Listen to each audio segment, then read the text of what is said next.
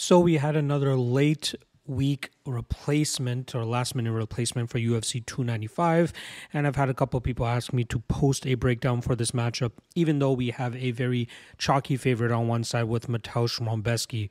He's obviously taken on Roosevelt Roberts here, and it's a very intriguing fight, as obviously Roberts is a former UFC fighter who had a tumultuous run before getting knocked out by Ignacio Bahamondes in August of 2021.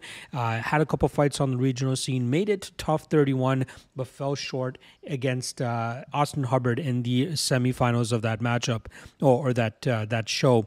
It was a close fight, split decision loss, so the UFC still kept him on their radar, which is why he is now getting this short notice opportunity and another ticket back to the UFC.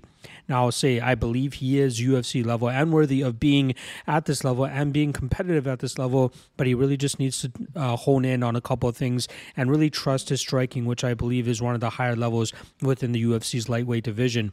He's very persistent with his ability to stay in his opponent's face with his boxing combinations and the speed that he provides, but he also has a very slick submission game, especially when he gets that front choke series going as well. His opponent this weekend, though, is a very tough customer, especially to take on super short notice. A guy like Mateusz Rebecki is going to give a guy like Roosevelt Roberts a lot of trouble. I fully expect Rebecki to stick to his game, utilizing a lot of footwork, head movement, and big winging hooks to eventually drag this fight to the ground, where he ends up doing his best work from on top, where he can posture up for some big ground and pound, or even just go out there and try to look for submissions as well. A lot of people expect this fight to be done with quickly, which is why we see the under 2.5 around that minus 250, minus 300 range. But I think that if you can find a book that will give you the over 1.5 at decent plus money, I think that might be a pretty good spot, as I think Roberts can withstand Rebecki's pressure early.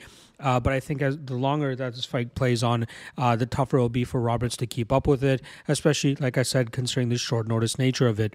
So I'm going to take Rebecki, obviously big favorite, but I wouldn't completely count out Roosevelt Roberts considering his experience and possible technical striking advantage that he could have in this matchup.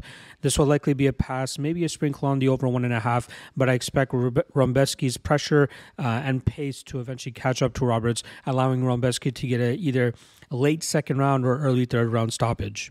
Appreciate everybody checking out the quick breakdown here. If you're looking for breakdowns for the Cage Warriors card, that actually goes down on Saturday morning / afternoon. I have full breakdowns available in written form for you guys on the Patreon page. Check the link in the description below for that.